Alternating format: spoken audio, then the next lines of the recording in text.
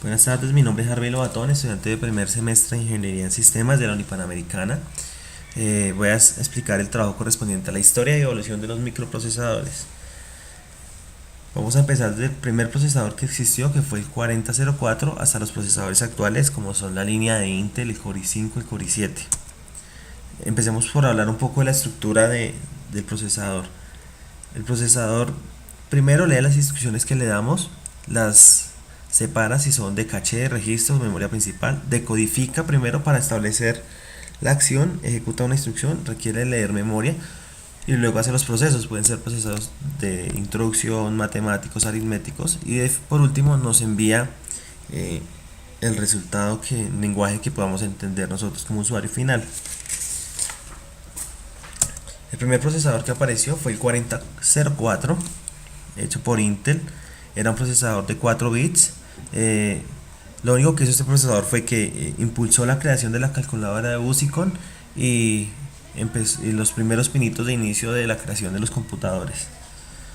Luego se creó el procesador el 8008, que es un procesador ya de 8 bits.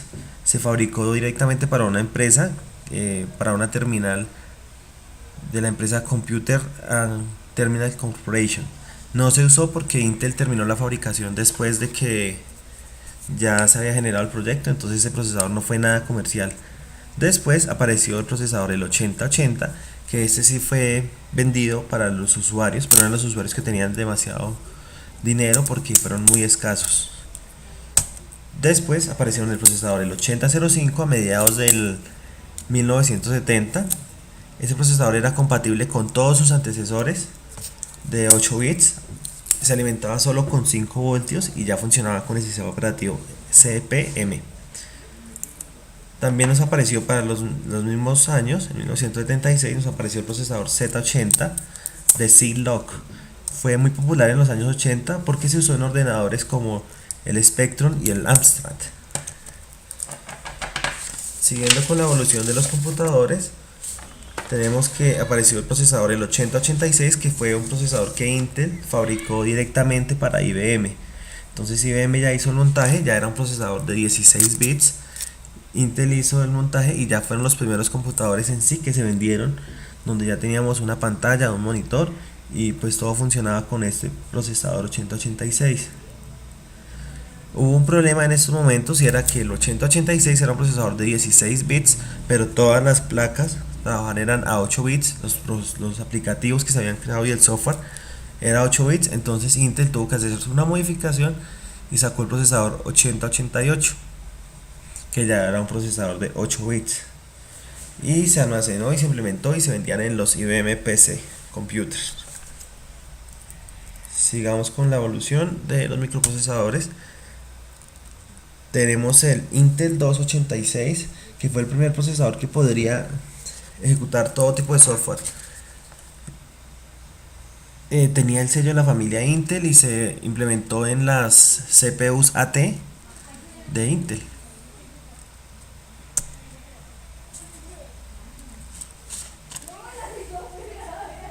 Tenemos también que apareció el procesador 386 en 1985-87.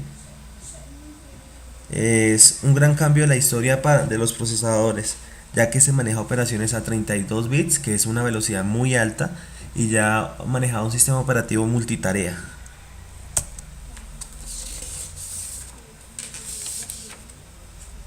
Tenemos que en la cuarta generación de los computadores apareció el procesador 486 en 1989. Este procesador fue el que lanzó al estrellato los computadores y los sistemas, ya que ya empezó a trabajar con sistema operativo Windows 2, que fue el primer, y ya tenía interfaz gráfica con el usuario. Tuvo varias versiones este procesador, entre las cuales estaba el 486DX, SL y SX. La diferencia era que unos tenían más memoria caché que otros y mejor rendimiento en los buses de datos. Tenemos la quinta generación, ya yo creo que estos procesadores los hemos visto, incluso todavía se ven en el comercio, que son los procesadores el 586 de Intel, que eran dos procesadores que tenían ya la opción para hacer dos operaciones a la vez, aparecieron en 1992, 1993 aproximadamente. Ya podían generar dos operaciones multinivel, entonces ya son más similares a los procesadores que tenemos hoy en día. Por otro lado, la empresa AMD ya generó su AMD K5, podía usarse en cualquier placa que estaba diseñada para Intel. Entonces se podía comprar el mismo procesador y meterse en la placa de Intel y funcionaba bien. El costo de AMD siempre iba a ser más económico que el de Intel. Intel lanzó la quinta generación, el Pentium MMX de Intel, que MMX en Intel siempre significa que es de multimedia. Entonces lanzaron esa versión del procesador ya donde se podían tener mejores resoluciones de video, de audio, de multimedia, y ya podíamos trabajar en Windows 95 sobre este procesador teniendo pues una experiencia más dinámica.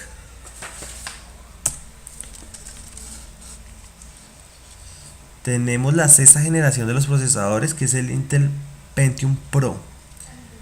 Este procesador se usó para servidores, programas de aplicaciones y estaciones de trabajo fuertes. Ejecutaba ya sistemas operativos de 16 bits y era de socket 7, similar al K7 de AMD. 32 bits, ya empezó a aparecer el software de 32 bits.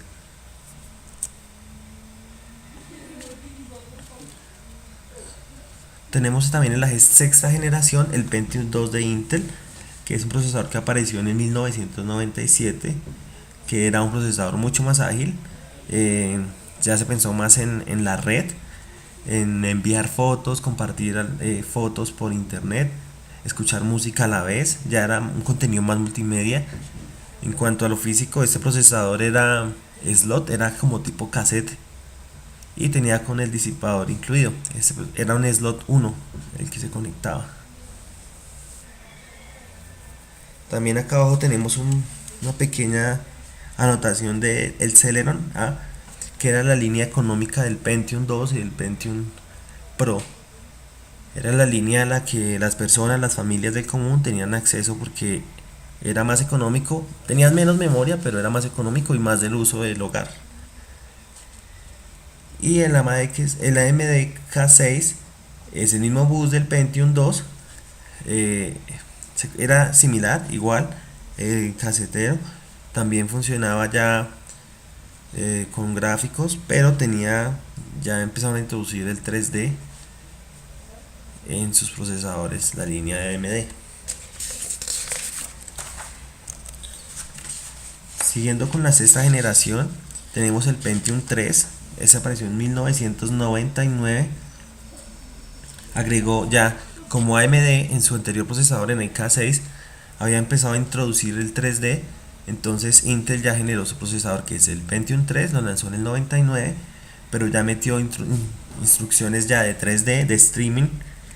Entonces ya podíamos publicar audio por medio de internet, video en 3D, y se podían hacer ya conferencias por streaming con este procesador que ya tenía esas instrucciones de red. Tenemos también en la sexta generación, por el lado de AMD, sacaron el procesador K7, que es especial para operaciones matemáticas, compatibles con el slot 1, que es el slot tipo cassette de Intel, y se podía trabajar en las mismas boards de Intel, podía trabajar en un bus de 32 bits o de 64 bits. Este procesador aún en la actualidad se ve que se está usando en muchos lugares. Tenemos aquí la sexta generación. También tenemos el Celeron A, el APGA, el Celeron 3, 3A. Y por otro lado tenemos el AMD Duron y Sempron. Estos procesadores son la gama baja de cada una de las empresas. Tenemos que Celeron es la gama baja de Intel y Duron y Sempron son la gama baja de AMD. Los procesadores cambia que tienen menos memoria, el embalaje físico del procesador es más económico, tiene menos caché y es la línea económica del Pentium 2, del Pentium 3, del K6 y del K7. Es la línea que puede comprar el usuario común de hogar o de oficina pequeña. tenemos aquí que ya nos apareció el Pentium 4. El Pentium 4 apareció en el año 2000, hace tan solo 15 años. Este procesador ya cambió todo el diseño de los procesadores, ya es un procesador conector diferente, se conecta en socket 6, la caché es en L1, es especializado en microoperaciones, entonces todas las instrucciones que le damos las hace demasiado rápido porque son microoperaciones. Transfiere datos 4 veces por ciclo, entonces cada vez que hace un ciclo transfiere datos. Tiene otras versiones que está el Extreme Edition. En la séptima generación encontramos el procesador AMD Athlon XP. Este procesador tiene tecnología 3D Node, caché integrada de 512 MB. No funcionaba con las mismas placas de Intel, entonces ese fue un gran paso de AMD, donde cambió su puerto y ya de una u otra forma intentó separarse de Intel para generar también sus placas, sus tarjetas madres. Este procesador se hizo inspirado ya en el sistema operativo que apareció a finales del 2000, que es el Windows XP, y funcionaba solo con placas AMD, caché integrada y velocidad ya para videos en 3D. Tenemos la séptima generación ya de Intel.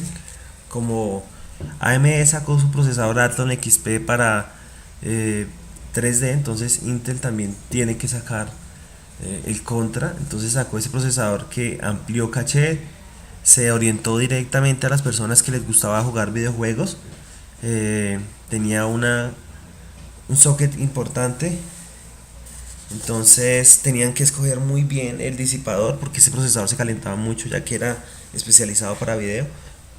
Había que elegir el procesador correcto, el disipador de calor correcto. Tenía una memoria caché muy amplia, entonces era especial para los gamers, para las personas que les gustaba jugar. Trabajaba mucho en el video, el audio y ya los efectos especiales de sonido y video que se puedan ver. Tenemos las versiones económicas de estos procesadores, que son la Celeron y la Sempron de AMD y de Intel. Entonces, son el bajo costo, características similares al Athlon y al Celeron. Entonces tenemos aquí la gama baja de Pentium 4 y la gama baja de el Athlon, que era el procesador vanguardia de AMD. Tenemos aquí ya procesadores para workstation, grandes estaciones de trabajo o servidores.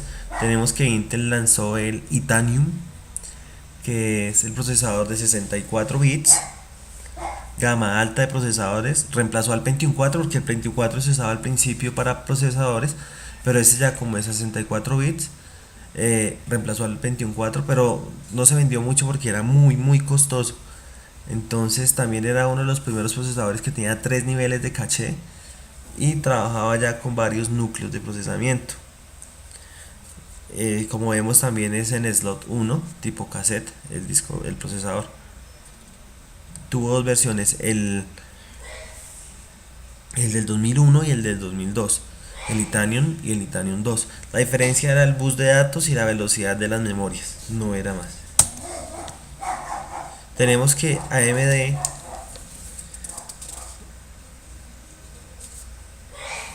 sacó sus primeros procesadores a 64 bits, que era el AMD Athlon 64 y el AMD 64 FX. Las mejoras de este procesador fueron las mejoras de video, de audio. Ya trabajaba a 64 bits.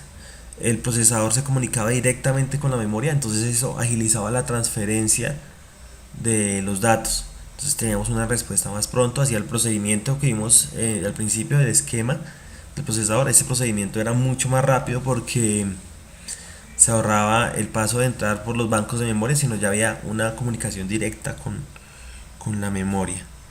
La diferencia entre el 64 y el 64 FX es el bus de datos y la memoria que tiene, los módulos de memoria.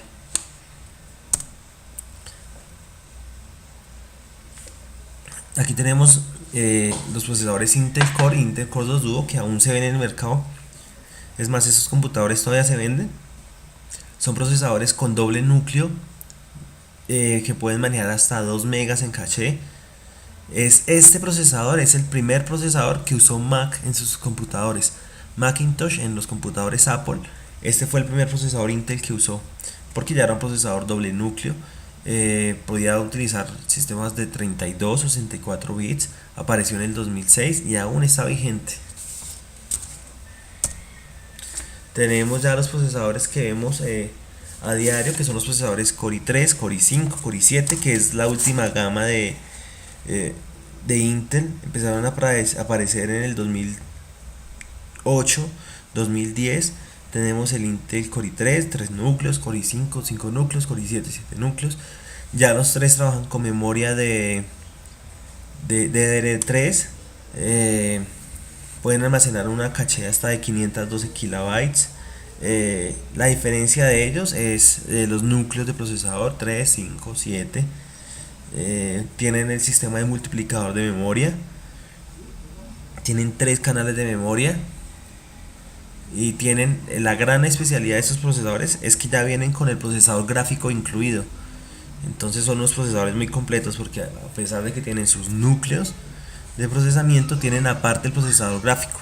Entonces nos da un desarrollo de nuestro computador muy bueno, y pues están al alcance de todas las personas. Son procesadores que no son tan escasos y son comerciales.